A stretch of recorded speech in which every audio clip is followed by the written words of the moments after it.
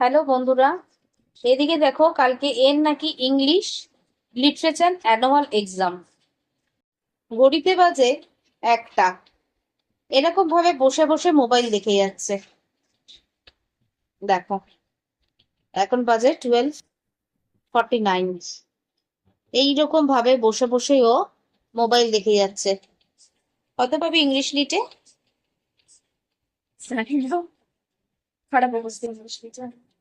English লিটে তাহলে ও fail করছে, বুঝেছো গাইস? গাইজ মিষ্টি পাঠাবো আমি। 70-তে এক্সাম, কত পাবি? 40 থেকে 50। ওর লিটের হালাত খুব খারাপ।